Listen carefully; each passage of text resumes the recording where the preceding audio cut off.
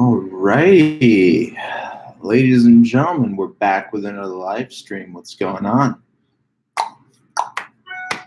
Wait for some people to tune in here.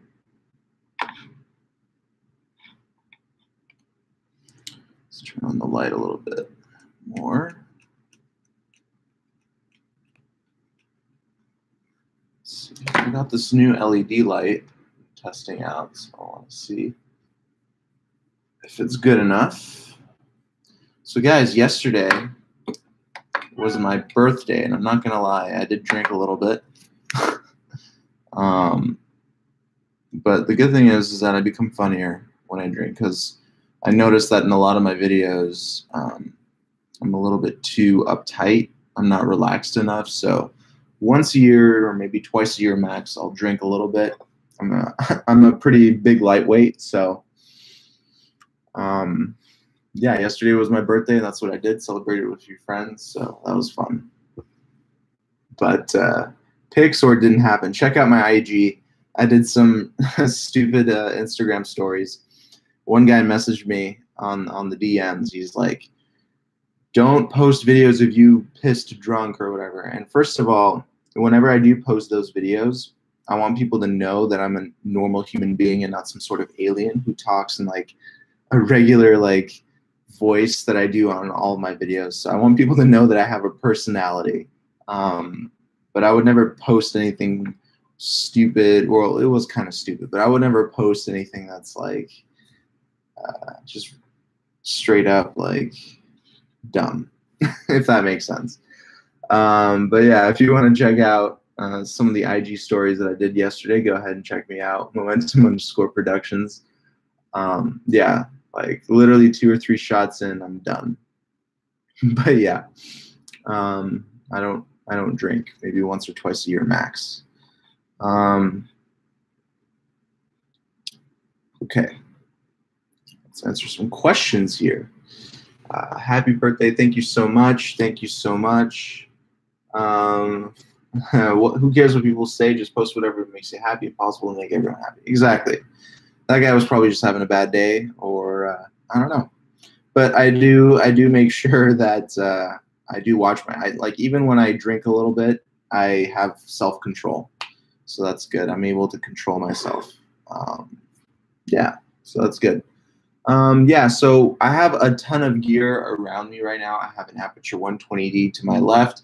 I am going to get the new Aperture 120D Mark II, which is supposed to be 25% brighter, have a 1K tungsten power output, and I have some LED panels in the back. I don't know if you can see it. So I have one LED panel, and then I have a King TV Fresnel 55-watt light, which is a great kicker light. You can actually get a softbox for it and turn it into a nice softbox. But I use my 120D with the Light Dome Mini as my key light for most of my videos, because it produces a nice soft light. And I just like the versatility of the 120D. You can do a lot with that light. I also have a tripod set up here. I can tell you what kind of tripod I have. Several tripods here, actually. I have a few monopods, gorilla pods. I have the new Mavic 2 Pro right here, which I'm going to do some more testing today. A new video will be coming out on Monday on the Mavic 2 Pro, so stay tuned for that. If you guys have any questions about this drone, now is your time to ask me, because I know the holiday season's coming up. You're going to have a lot of gifts on your wish list, maybe just one like this. Like this would be my #1 gift for Christmas. But luckily, I already have it, so I can tell you whether or not it's worth getting. If you have the Mavic 1, completely worth getting. If you have the Phantom 4 Pro, not worth getting. So for me, because I had the Mavic Pro 1, original one, this was a massive upgrade for me. And I had the original Phantom 4, not the Phantom 4 Pro. And I sold that within like less than a year of having it, because it just gave me the same picture quality as the Mavic 1. So there was no point in me keeping it. The speed was pretty similar. Mavic 2 Pro, it's amazing. Yes, it is. Filmmaking compatibility with Smooth 4, yes. Filmmaking Pro is now compatible with the Juin Smooth 4. I'm actually going to Photokina at the end of September in Germany, so I'm going to be doing some live streaming with the Filmic Pro team, and we're going to get some pretty cool info out of that. And for those of you who don't know what Filmic Pro is, it's an app for your phone that transforms your phone into a manual camera. So you can control things like ISO, shutter speed. I think you can even load LUTs, if I'm not mistaken, or load in their own LUTs. But I could just be making that up. But I think that's possible. I haven't tried Filmic Pro yet.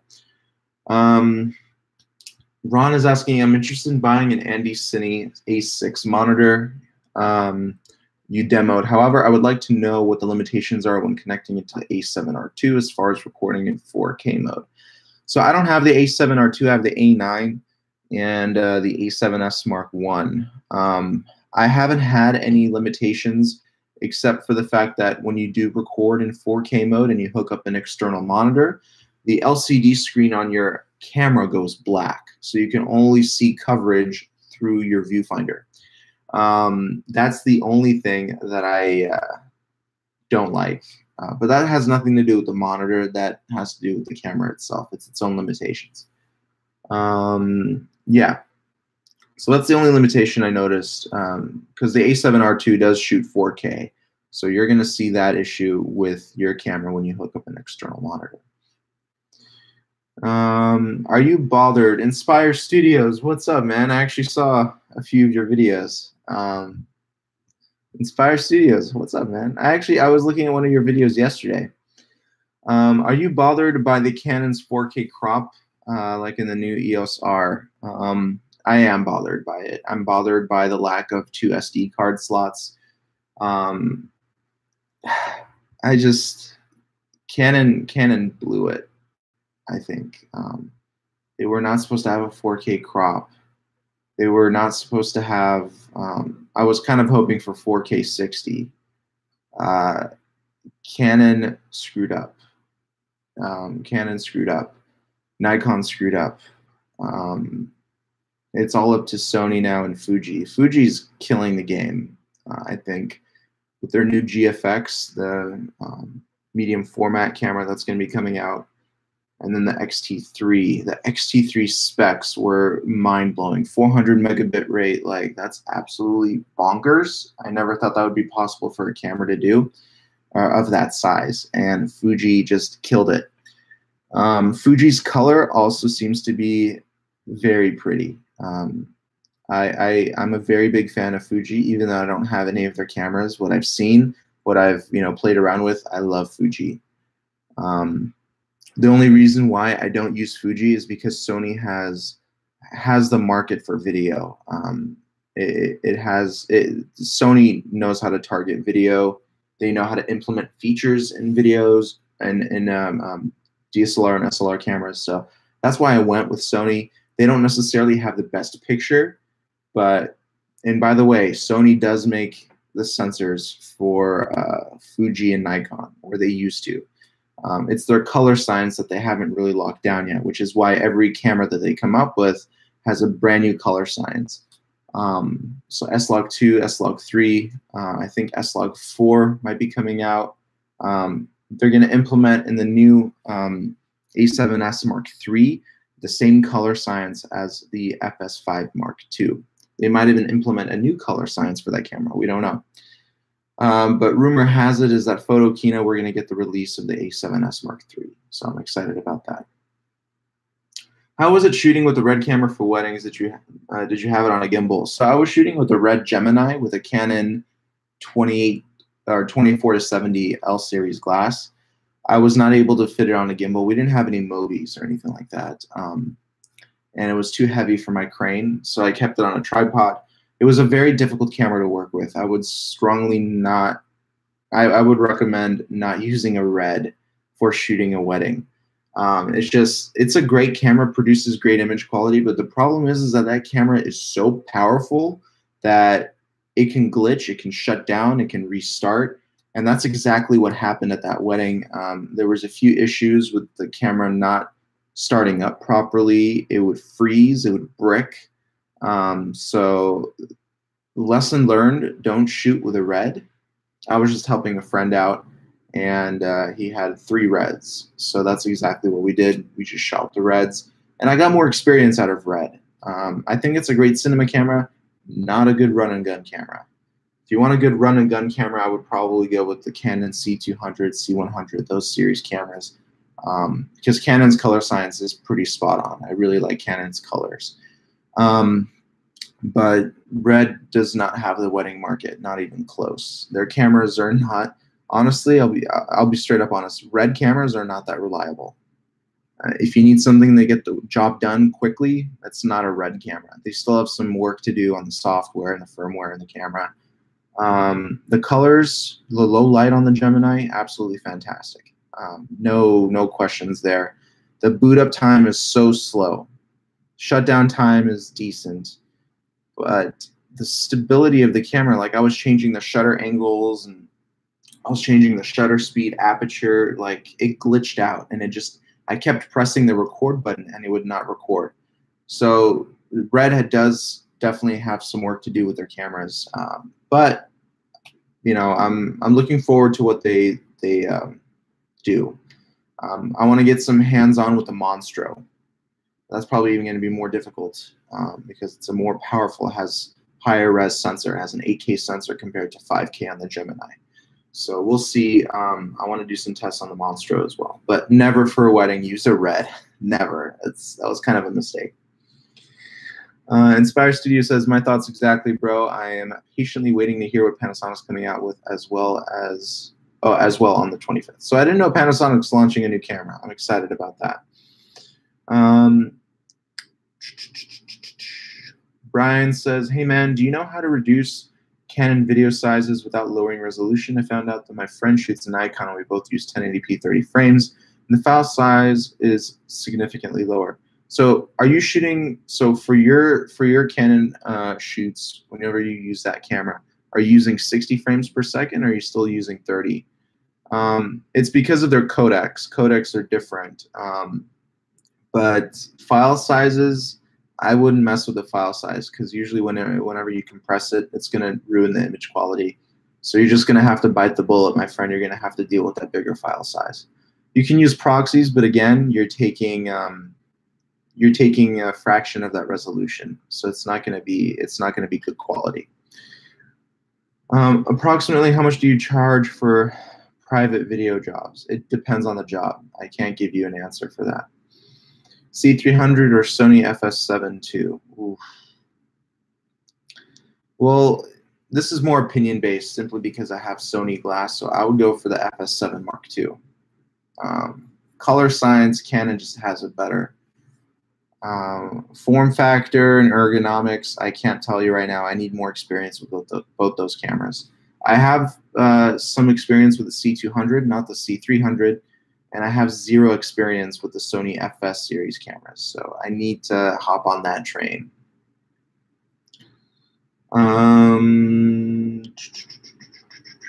Any more questions, guys?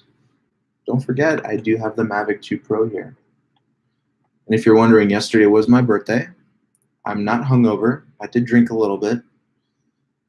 But no, I feel good. I actually have a shoot later today with Jeanette McCurdy from Nickelodeon. Have you guys heard of Jeanette McCurdy? The other day, if you look at my YouTube feed and my Instagram feed, I had a shoot with Moby, the DJ and producer. So that was pretty cool.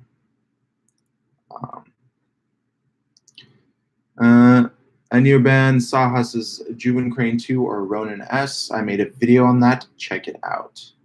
Happy belated. Thank you so much. Trey Videos 1. Thank you. I really appreciate that. Happy belated birthday. Thank you, Larry. I appreciate it. Any tips for shooting concerts out at night with the Sony a7R III, specifically slow motion shots? Happy birthday. Thank you so much. So with the a7R III, if you're shooting slow motion, it's going to get very dark because you're also increasing the shutter speed to 1/240th. So, or it depends if you're shooting at 60 frames. So let's say you're shooting at 60 frames. So you're going to be shooting at 1/120th shutter speed. I hope that you have a fast lens, wide open aperture, 2.8. I wouldn't shoot anything lower than 2.8 because you need as much light as you can get. Little LED panels are not going to be helping you because you need reach. My guess is that you're far away from the band because usually how concerts are shot, you have multiple cameras throughout the audience in different corners. I don't know how close you are to the actual group that's performing, but if you are close, it's very unlikely that a little LED onboard light is going to help you. So hopefully the stage lighting is pretty good. Again, let me know what your distance is away from the group that's performing, and I can answer that question. But yeah, fast lens is a must. You need a fast lens. Prime lenses are usually a good choice, not necessarily for run and gun shoots, because sometimes you need to create quick zooms. So something like maybe a 70-200 2.8 is a great zoom lens, and it's fast. It gives you plenty of light for full frame camera. I actually have that lens. I packed it up in one of my bags. Here, let me grab it. This is actually my newest lens. This is the G Master 70-200 from Sony. This is one of my favorite lenses because of how sharp it is. And overall, just the performance of this lens is phenomenal. It's very fast, and it's built very well. Yeah, sorry about that. But yeah, that's the G Master 70-200. Really do recommend picking one of these up. I have a link in the description box of where I got it. So if you're interested, check it out. But yeah, that's the G Master 70-200.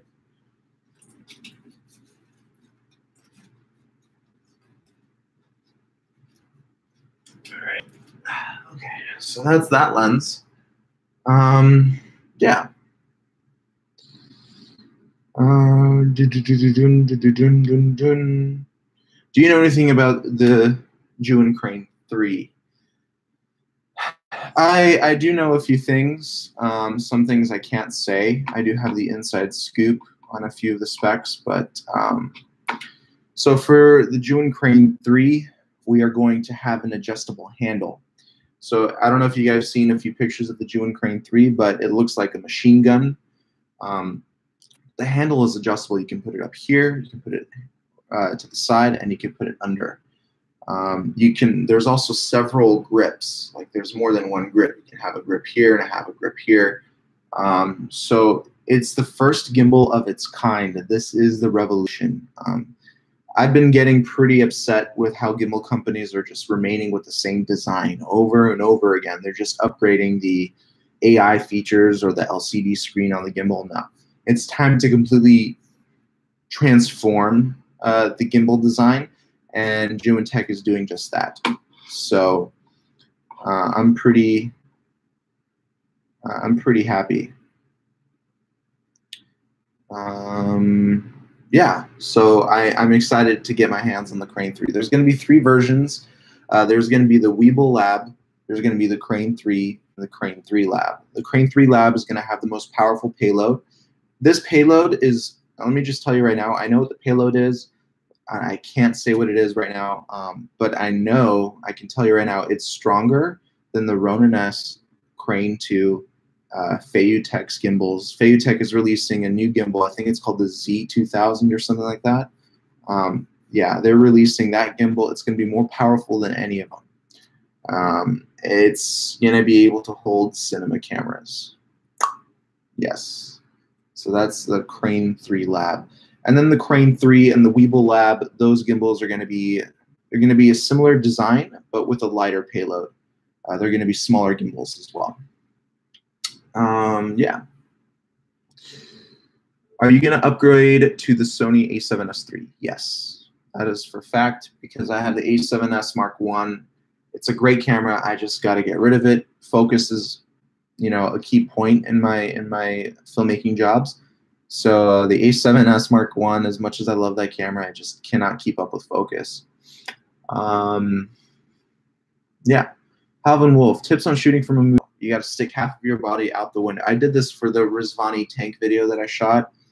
That big Batman-looking car. Half of my body was sticking out of the window holding my camera on a gimbal, and there was a spotter holding my back. That way I wouldn't be able to accidentally lean too forward and fall out of the car. But yeah, if you're doing like quick run and gun shoots and you don't have a budget, or you have a limited budget, that's how you do it.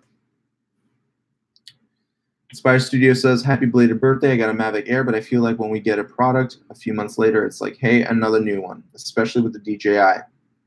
But I love their stuff. Yeah, all these companies, Apple releases new laptops every year. Yeah, every company does this. They're just trying to keep themselves relevant, which completely makes sense. But I think DJI has the drone market, so they could not upgrade any of their drones for 2 or 3 years, and they'll still have the market.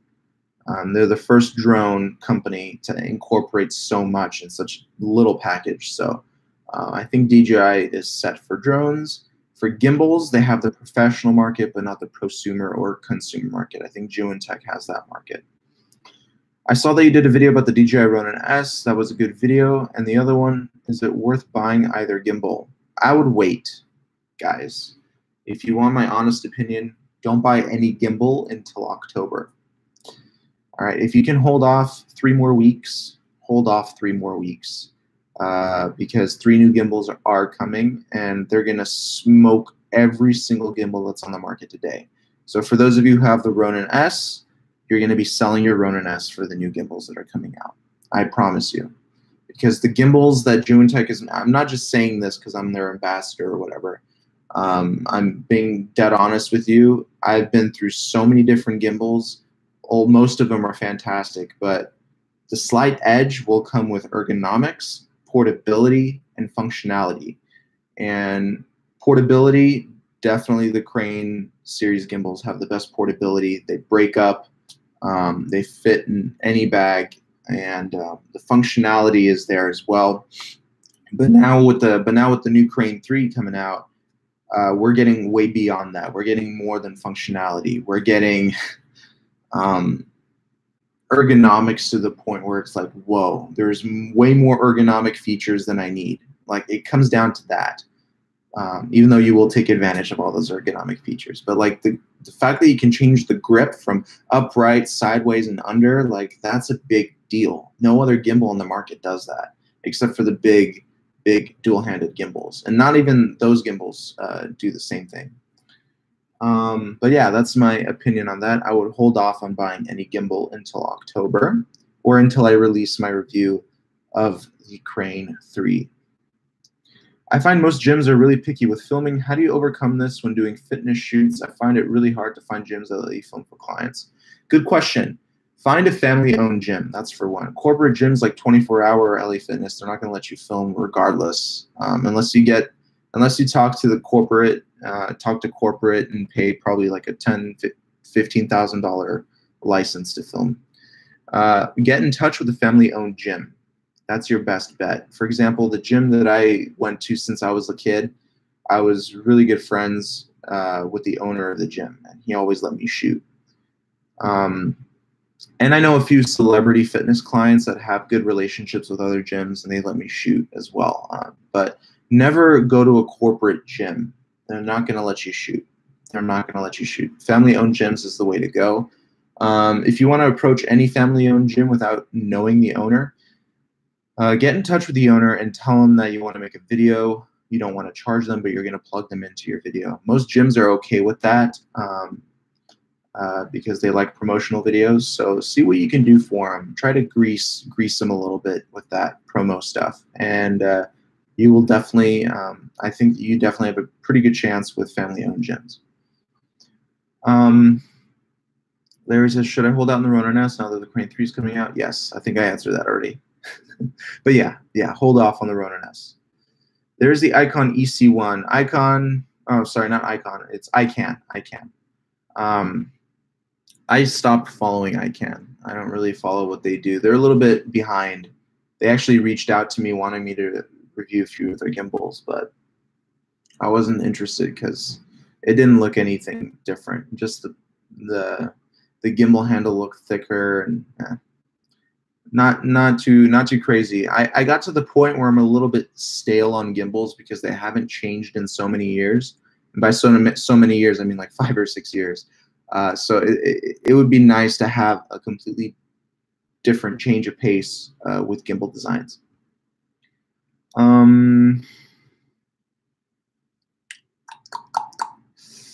So no Movi Pro. Movi Pro is way too big. Way too big. I love FreeFly, but their cinema company. I'm looking for more of the prosumer market. How did you start your filmmaking career? How did I start it? In high school, I picked up my first little video camera, and I went home and I just like started doing some cool edits with Corel Video Studio. It would make these automatic music videos. I was like, damn, that's pretty cool. So I started shooting some more with my mom's little camera. She had like a little Canon Vixia video camera. I started shooting with that. And then this person I met at a gym approached me and she was like, hey, do you shoot weddings? Because I was shooting the aerobics class for the instructor. I was really good friends with the instructor in the aerobics class. So I was shooting like a little promo video for her. And then one of her students came up to me and was like, hey, how much do you charge for a wedding? And I was brand new to the game. So I was like, I just came up with a random number. I was like, okay, I'll do it for 150 bucks. So that's how I got into it. I shot the wedding. She liked it. And then I got a job working for a company called Movies by Kids, where I taught kids like between the ages of 8 and 13 how to make like short music videos in front of a blue screen. And then that started taking off. YouTube was actually the biggest Kickstarter in my filmmaking career. I started producing tutorials just for fun because I didn't see any of those tutorials on YouTube, and they blew up. Like my first Steadicam video went up to 650,000 views or something like that within like a year and a half. My slider tutorials broke 250,000 views, and then I just started building momentum. And then my YouTube was probably the biggest spark that I've ever had, and that made me pursue filmmaking and acting. Like, I love being in front of the camera. I don't know if you guys noticed, but I love being in front of the camera. And YouTube was a platform that allowed me to both be in front and behind the camera. So two things that I love combined. And once I started doing YouTube, YouTube didn't pay me too much. So I started looking for other clients. I approached celebrity clients. How did I find celebrity clients? I went through Google. I did some research. I emailed their managers, and I was like, hey, let me do a gig for free, and you let me know if you want to continue working with me. So that's how I pursued clients, and it worked. It really worked. And now I'm shooting. I'm scheduled to shoot George Lopez. I have a shoot with Jeanette McCurdy later today. I shot Moby last week. Like, I have a ton of celebrities under my belt. Vern Troyer, rest in peace, my friend. I shot with him. Who else? Randy Jackson, shot with him. T.I. shot with him. This was for a private wedding. So like I have a few celebrities under my belt. Rebecca Black, and I approached, I would say, about 85% of these celebrities with that little tactic. I'm going to work for free. If you like what I do, let's come up with some sort of business arrangement. And that's how I got started. Can you share if the Weeble Lab will be smaller, lighter than the Crane Plus? I need a small travel gimbal for the A6500 or A7R3 shortly, and wondering if I should wait. Yes, the Weeble Lab will be a similar size, so I would wait. Hello, brother. This is Raju from India. What is your view about the Godox AD200? I don't know. I don't know anything about Godox. I know they make flashes and lights and stuff like that, but I'm not a photographer. I need to get into photography, but I don't know anything about Godox, unfortunately. Hey, Josh, my Crane 2 time to time out of the blue starts jittering with medium or small weight cameras. Do you know if that can eventually improve with a firmware update? I will have to look at that footage. If you can send me footage of that, info@capturethemomentum.com. I'll take a look, and maybe it might be a balancing issue. It might be a motor power issue. I don't think a firmware will fix it. I think it's just a setting within the gimbal. I just picked up the Crane 2. Should I return it and wait for the Crane 3? GH5 user. Yes. The Crane 2, guys, once these new gimbals are released, guess what's going to happen to the Crane 2 price? They're going to drop. So if you have the Crane 2, if you have the Ronin S, return them. sell them now before they drop in price, because that's going to be a bad return on your investment. Sell these gimbals, wait a couple weeks, get the new Joan Crane gimbals that are coming out. Sell them because the price is going to go down. Or if you're, or if the, $700-800 is out of your price range, wait till the Crane 3 gimbals come out and then buy the Crane 2, because the prices are going to be dropping. Photograph. Hi, bro. What's up, man? How you doing? How often do you find yourself using gimbal versus handheld? Fitness shoots, I always use a gimbal. Wedding shoots, I would say about 70% handheld and 30% gimbal. So for weddings, whenever I shoot weddings, for the most part, like the ceremony is on sticks, on a tripod, or a handheld, very little handheld, if any. B-roll shots are on a gimbal, so the bride walking down the aisle on a gimbal. Any other pickup shots of maybe like a nice little pan around the rings, gimbal. Reception, I would say, is mainly gimbal, with another camera on sticks. So maybe like 60-40, or maybe even 50-50 for that matter. Half and half gimbal, half handheld. I feel like that's a pretty good even Steven there. But yeah, I don't usually shoot weddings, but for like interview stuff, obviously I won't have a gimbal. It'll be on sticks or on a slider. But I would say a gimbal is a pretty good tool to have just in the trunk of your car whenever you're shooting, because you never know when you might need a quick slider shot without setting up a slider. You never know when you're going to need a tracking shot. So I would always just keep a gimbal, some sort of stabilizer in your car at all times whenever you have a shoot going on. Ronnie says, I just bought a Crane V2 to use in my Panasonic GH5, but now it feels like the IBIS, or in-body image stabilizer, on the GH5 combined with the lens 12-35 Mark II is enough stable. Do you think in future gimbals this will become obsolete? So my A9 also has IBIS, and a lot of the times I leave it on for wide-angle lenses, but I turn it off for telephoto lenses. Like for my 85 1.8, I turn it off because I notice a lot more jitterness. 28 or even possibly a 50. That's kind of pushing it. But whenever you're shooting telephoto glass, I would stay away from using any sort of in-body stabilizer or lens stabilizer. It's gonna make your movements seem unreal and jittery. So that's my thought about that. But no, I don't believe that it's going to be obsolete. Gimbals do what they're meant to do, but I feel like IBIS is still a very important thing to have on your camera. Steve Holt says, with the Crane 2, is there a cable to connect the camera battery to the gimbal? Camera battery to the gimbal. Yes, there is. There is, yeah. So you can charge your camera via the included cable that comes with the Crane 2.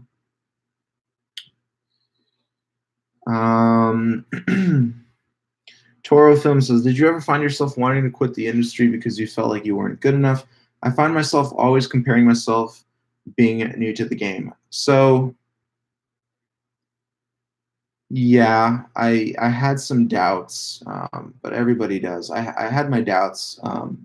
There were a few times where I just felt kind of depressed. YouTube played a big part of it. So YouTube was definitely helping me climb up, and it kind of helped me go down in a negative way. Because a lot of people were producing some really kick-ass videos, and I constantly felt like my videos weren't keeping up to par with everybody else's. And then one day I had just like a little mental thing. I just didn't look at social media, didn't look at YouTube or anything. I just thought to myself, I was like, how was I able to get all the subscribers that I have right now? I was like, because I output, if my video qualities aren't that good, or if my content wasn't that good, then nobody would be subscribed to my channel. So I kind of used logic to help me push myself even further. But the number one tip I would have for you is to not compare yourself to anybody else. You are not like somebody else. You are you. So you do what you want to do and not what somebody else is doing. There's a lot of YouTubers out there who have the same lighting styles, who have the same personalities as other YouTubers. Be you. That's something I still have a constant issue with. On a lot of my review videos, a lot of my tutorial videos, I'm not really myself. I come out as more like a, hey, what's up, everybody? My name is Josh, and I'm going to help you. Like, that's not really me. It's more like I feel like I'm a public speaker at that point, and I try to be as clearly heard as possible. So that's why I bring out that type of voice and that type of character. And one of my main goals in my videos is to not waste your time, which is why I don't do like skits or anything like that. I want to be straight to the point without wasting any of your time. If you guys want me to change that, let me know. But like, I want to be straight to the point. These live streams are more me. My Instagram stories are more me. Like when I kind of got a little bit tipsy drunk on my birthday yesterday. That's, you know, that's another side to me. But right now I'm being real with you. This is how I am. But yeah, so don't compare yourself to other people. I would say that's like the #1 rule if you're trying to be a filmmaker, or if you are a filmmaker. Don't compare yourself. Just do you. Okay? Even if you ask me to judge your videos and I say, hey man, this needs work, who cares, dude? If you think it's good, you push it. All right? Not even me should, you know, I shouldn't even discourage you. Just do you. Do you. Joe Choi says, sorry I'm late. What's up? What up? What up? D750 or A7 III for wedding. I don't know the D750 too well. I don't follow Nikon, unfortunately. I love the A7 III though. I have the A9, so I would say the A9 is my camera to go to because it has such a fast, you know, frames per second. You know, 20 frames per second is pretty insane. Steve Holt says, I didn't get this cable. Steve, what camera are you using, bro? Do you still use the GlideCam 4000, or are they not good anymore? So I stopped using manual stabilizers. You know, they're big, bulky, learning curve, but the good thing about these stabilizers is that once you learn how to use them, you'll never forget. But the main point of what I'm trying to say is that no, I don't use those stabilizers anymore. They are becoming obsolete. Cameras are getting heavier. They're getting bigger again. And bags are getting smaller. So you need to travel light. And manual stabilizers are just not really cutting it out for me anymore. Joe Choi says, bitrate correction, what bitrate is good for 1920 by 1080? I use Premiere.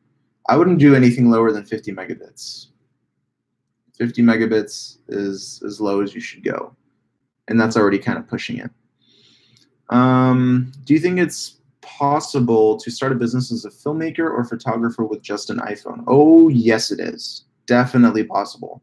I know one guy, he's making, I think, close to 6 figures just shooting off of his iPhone. Damn, I forgot his name. But he's big on Instagram. But he only shoots on his iPhone. Only shoots on his iPhone. But yeah, I mean, some people don't want that. I wouldn't say quality or anything like that, but listen, if you market yourself, if you do a good job, no one should care what type of equipment you're using. I look at myself as like kind of like a collector. A lot of the equipment that I have, I don't use. I don't use. But yeah, so sorry, I got distracted. But yeah, I wouldn't. I mean, a lot of my gear, guys, that I have, I don't use. I'm kind of collecting it because I like filmmaking gear. I am selling a lot of it, but there's a lot of gear that I just keep and I don't want to sell, if that makes sense. But you don't need a lot. You really just camera, lens, light, done. Tripod, maybe a gimbal. But you don't need a lot. I would say to start off your business, maybe try to find your way to raise about $3,000. If you don't have that money, open up a credit card. That's what I did. I had $17,000 in debt. It's paid off now, but I went into $17,000 worth of debt, and my business paid it off. I made money. So yeah, $17,000 that went to the A9, the G Master lens, the new tripod that I got, the new lighting setup that I got. That went to my Mavic Pro 1. That went towards my Inspire 1 when I had it. And then a few other things as well. I just can't name them off the top of my head. My microphone, like 17 grand. That was how much I was in debt, which is a lot, you know. At the time, I was like 23 years old to have $17,000 worth of debt. 22 or 23. I'm 26 now. But now I'm debt free. Yeah. So open up a credit card. Just have a good work ethic, and you'll pay off the debt in probably a month or two. Just push. You're going to have a few sleepless nights, but just push. Push, push, push, push, push.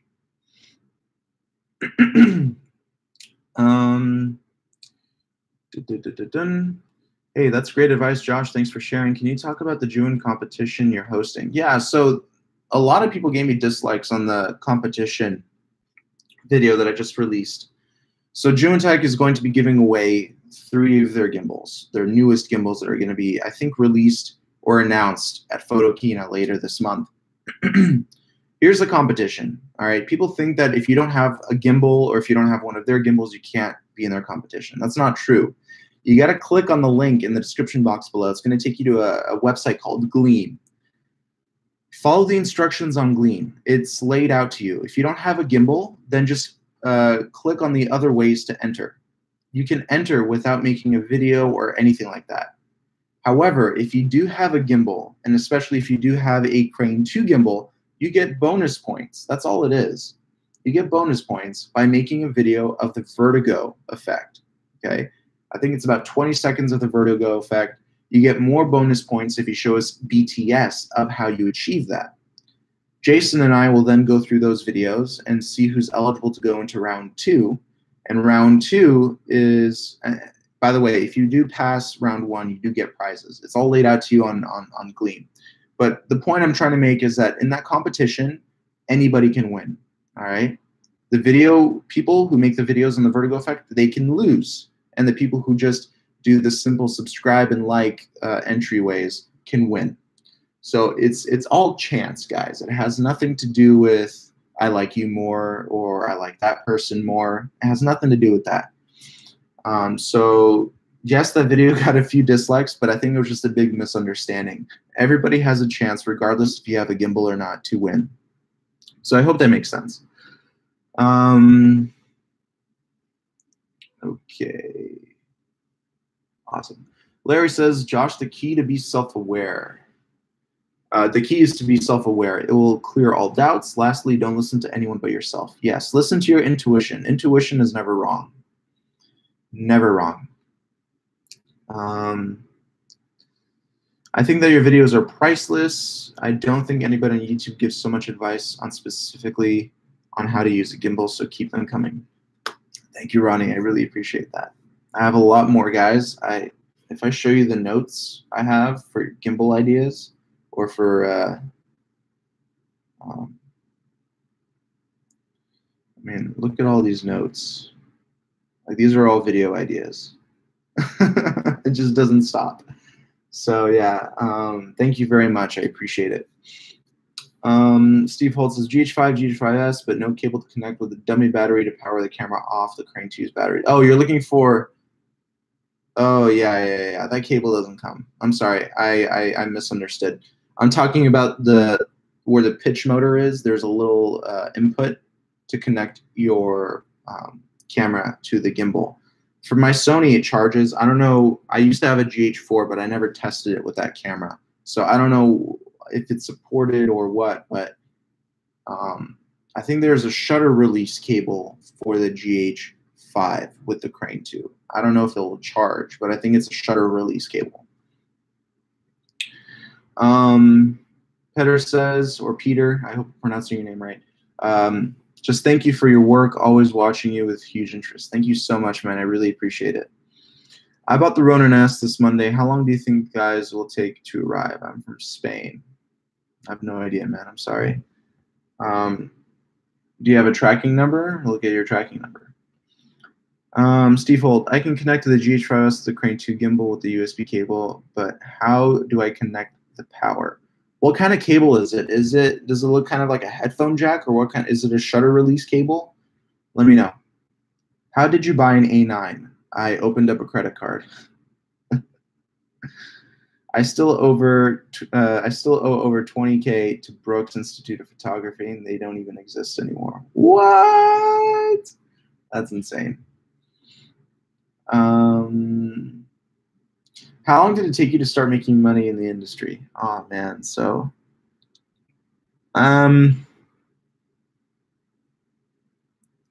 after I paid off my debt, or just any money I made? Let me know. How did you buy an A9 when you were 22 or 23? Yeah, it was a credit card. It's paid off though, thank God. It's paid off. But yeah, credit card, baby. Guys, credit cards can be your best friend or your worst enemy. All right. Don't lose track of your credit cards. Put a specific budget in mind and stick to it. Buy something expensive once with a credit card. Once you do that, take a pair of scissors, cut up that credit card, and throw it in the trash. Okay? Buy something expensive. Don't buy anything more expensive. Cut up that credit card once you use it on a camera or something like that. That way you don't keep using it and you won't fall into the trap I did in a lot of debt. But yeah, cut up that credit card after you buy your camera, and then focus on paying that debt off. K5 says, and how is it possible to issue an accurate directive for a cameraman and an actor? It was translated with a translation function of the cell phone, so I may make a mistake in English. Excuse me. I'm kind of misunderstanding that question, unfortunately. Steve Holt, it's funny how people say the vertigo effect. I thought it was commonly called the Zolly or zoom with the dolly. I never heard Zolly. I heard dolly zoom. I never thought it was a Zolly effect. That's interesting. I like that name more, by the way. I like Zolly. Joe says, yep, you the gimbal master. Thank you, bro. Steve Holt, I want to power either the GH5S off of the Crane 2's monitor power input, or how do I power the Atomos from the Crane 2? It can power their own monitor, but how to power the camera or monitors? Okay. So the Crane 2 doesn't come with that kind of cable. Their monitor does. Juan's monitor comes with that power cable.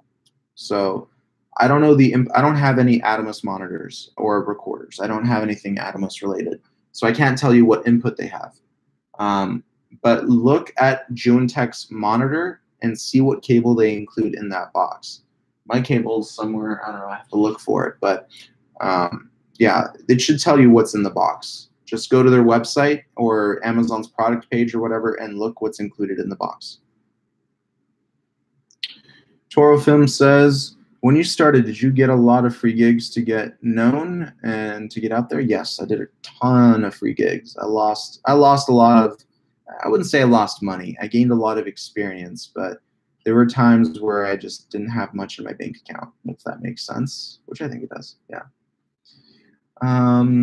Inspire Studios, great advice on getting started, dude. Would you ever be open to working on a short or indie film? Yeah, I would have to read the script first, but yeah. Steve Holt, thanks, Josh. You're welcome, Steve. But yeah, that's I think their cable that Juan includes in their monitor is pretty standard. I wouldn't think that it's anything crazy different than what's currently used. Yeah. Yeah. How bright of an on-camera external monitor in nits would you recommend to view the monitor in bright sunlight? 2,000 nits. I'm currently, I have one from a company called Port Keys. 2,000 nit monitor, fabulous monitor. Absolutely fat. It's heavy. It's 7 inches, but it's bright as hell. It's very bright. I'm actually working on getting a monitor that's 3,000 nits, so it's significantly brighter. But 2000 nits, I would say, is a pretty good brightness. You can even get away with 1000 nits, but even that is a little bit, you know, you might not be able to see all the details that you want to see. But 2000 nits, I think you don't need it. You don't need a sun hood with 2000 nits. So yeah, that's what I would recommend. I've got to run. Keep up the great work, Josh. Thank you, Larry. I appreciate it. Steve Holt says my Atomos is 1500 nits. It's pretty bright. Yeah, 1500 nits. That sounds good. But then again, don't forget these companies run their brightness tests differently. So 1500 nits, it's probably even brighter than 1500 nits. Companies rate that differently. And by the way, 1500 nits is not the actual brightness of the monitor, but it's actually the brightness after the sun hits the monitor, if that makes sense. It's actually visibility of how bright the monitor is after the sun hits the surface, if that makes sense. But yeah, that's what I didn't know that until recently, by the way. I thought nits was specifically just how bright the monitor is, regardless of the sun. Tor Films, thanks, Josh, for all the advice and answering my questions. Been depressed and doubting myself, and all your advice has given me the lift I needed to just go out and create. Keep it up. Love your content. Thank you, Toro. You've been making some awesome. You've been creating some awesome questions here, asking some creative questions. So I really appreciate you sparking this. I think a lot of people are interested in finding out like all the behind the scenes, like what really goes on with building up your channel and all that. But yeah. That's what it takes, guys. That's what it takes. Yeah. Any more questions, guys? Don't forget, I got some cool gadgets here. I got the Mavic 2 Pro. If you have any questions on that, new tutorial on it comes out on Monday, so stay tuned. Ronnie says, I would appreciate a video in the future on how to work with a gimbal and a manual focus. I think it's hard with an open aperture and running, and the GH5 is worthless with autofocus. Okay. I'll give you some tips right now, but yes, I will make a video on gimbal focusing techniques. Stop down your aperture, set it to infinite focus. That's one of the best ways to keep most of everything in focus. And don't shoot with a narrow lens. I would say 14 mil, 16 mil, all the way up until I wouldn't go any closer than a 20 mil. You want to keep it wide. And that will help keep a lot of things in focus for you. Stop down your aperture, f11. If you do stop down, if you have any dust on your sensor, it's going to be visible. So make sure you have a clean sensor, clean glass, and you shouldn't have any issues. But I will cover that in a more in-depth tutorial coming soon. So subscribe. Yeah.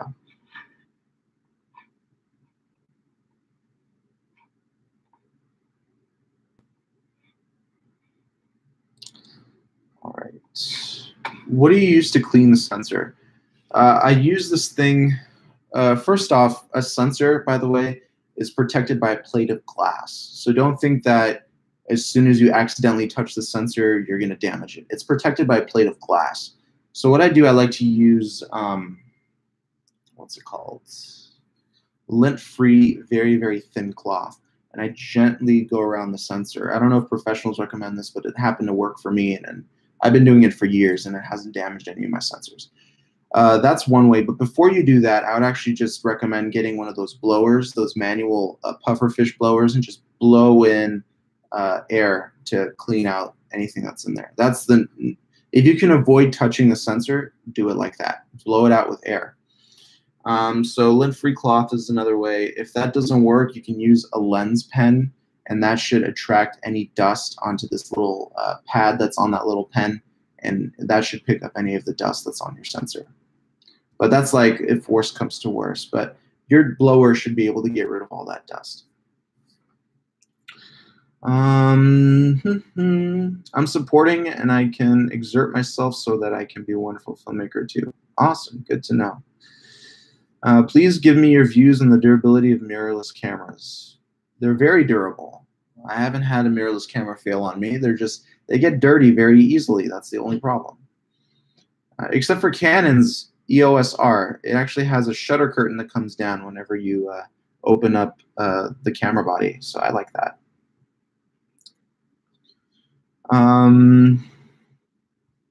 The chat is a little glitchy today. I got a few scripts actually. Would love to send one over. I know you're super busy, but I really appreciate that you take the time to chat with your audience. A lot of YouTubers don't do this. Thanks. Yeah, man, send it over. What do you think of the lack of IBIS and heavily cropped 4K in the new Canon EOS R? Yeah, so we had a little chat with Inspire Studios earlier in this live stream, but I don't like what Canon did. They severely crippled the EOS R. Severely crippled it. That crop factor, 1.7 crop factor, it kills me. And the fact that you can't go higher than 60 frames per second at 1080p, that's another like big issue. I thought we were going to see 1080 at 120 frames. I thought we were going to see 4K 60. I thought we were going to have dual SD card slots. Autofocus, however, seems to be spot on with the Canon EOS R. But man, those features, the dual SD card slot, how could you not put that in there, Canon? Very disappointed. But yeah, that's not going to be a camera that I'm going to downgrade to. I would stay away from that camera. It's going to cause you more problems down the road than you think. But this is, again, this is Canon's, approach to mirrorless. They're hopefully going to improve soon on their next mirrorless camera, because if they don't, Sony's going to dominate, which they are. Sony's dominating the mirrorless market. Hi, I'm new to travel filmmaking. What typical should be the ratio of drone B-roll GoPro type and regular gimbal-based footage? Sorry for being novice sounding. I can't answer that question because it's all up to you, man. It's whatever you like to see. Do you like to see drone footage? I mean, this is a trial and error process. You see how you like things when everything is edited, and then see how your audience likes things. I could watch a travel video that's just on a drone. I mean, I love it. Some of the videos I love to watch on YouTube is urban exploration, and it's basically these explorers that explore abandoned locations. And a lot of them just use drone footage. They just set out a drone, like, for example, Chernobyl, that Chernobyl disaster that happened in the 80s, where there was a nuclear meltdown at one of their plants. So a guy went to Chernobyl, and all he did was release a drone, and the drone went close to the building and went around the nuclear power plant. Like, that was enough for me to have a fun time watching that video. Sometimes I like to see on ground videos. Another great channel you should check out is Exploring with Josh. I'm a big fan of him. I like watching his videos. Most of the things that he does is on ground. So he has some drone shots. I haven't noticed any gimbal shots in his videos. It's mainly all handheld, but that's because it gives you that point of view type feel if it's handheld. Sometimes if he wants it to be a lot more cinematic, or if he just wants to get a stable shot, he'll pull out a gimbal and shoot it that way. But yeah, I mean, it's all up to you. You can get away with just a drone, with just a gimbal, or just handheld. It's your style that you got to define. Josh, what insurance do you have for your drone? So I have Verifly. Verifly is really good. That's like insurance a la carte. So if you're filming in a sketchy area that may be unsafe, like if you're flying, and in a place that has a lot of obstacles, for example, and you crash your drone, Verifly will take care of it. Except, hang on, Verifly, I think, may be liability only, if I'm not wrong. If anybody knows Verifly really well, and yeah, I think Verifly might be only liability. But besides that, renter's insurance should cover that. Allstate does a good job of covering that. So yeah, you just got to do some research. It's different, varying on the state. But yeah, liability insurance, it's Verifly. I don't know. So what you're looking for basically is hull insurance, and that is protecting the actual drone. A lot of companies do that. Renters insurance, a lot of them do that. Yeah, it just takes. Yeah, I use Verifly for liability, but for hull insurance, I would probably use my renter's insurance for that. Yeah.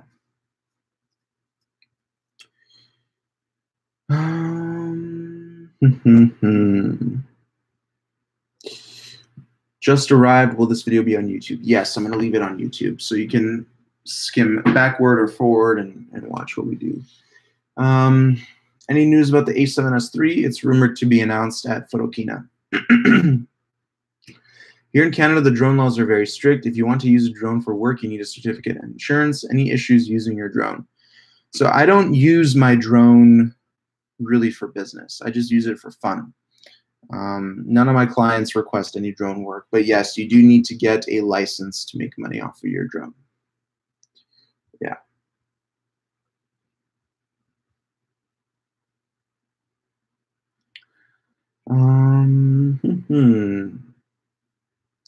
My experience in Sweden is that 100% of all times I fly my drone and people approach me. 50% are social and they're curious. The other 50% ask, do you have a permit for this? Oh, that's annoying. Oh, that is so annoying. How do you deal with the people who ask you if you have a permit for this? You just say yes and then just tell them to go away, or what? Original Pan Film says, want to buy a gimbal for my Panasonic G7, but it's hard choosing the crane. Get the crane too. I think you're going to be happier with that. V2 and Feiyutech A2000. I did a review on the Crane Plus and the Feiyutech A2000, so watch that video. What are the upcoming full frame cameras to be announced? Right now, we're waiting for Sony's, because we just got Canon's and Nikon's. Now we're waiting for Sony's A7S III. Panasonic is going to release something apparently, but I don't think it's going to be full frame. But yeah. All right, my friends, I want to thank all of you for watching. We've been on for an hour. I hope you learned something in this live stream. If so, don't forget to give it a like. You can subscribe to my channel. Please share this channel with your friends and family, anybody who loves filmmaking. And let's get this channel up to 100,000 subs. That's the goal right now. So please share. I hope that this live stream has opened your eyes and helped you out if you're struggling, or if you just wanted to learn more about something. I learned more from you guys just from you answering these questions, so I want to thank you all for that. So thank you guys so much for watching. I'll see you in the next video. Stay tuned for Monday's video. It's going to be about the Mavic 2 Pro again and how to get smooth gimbal shots. All right, guys. I'll see you later. Peace.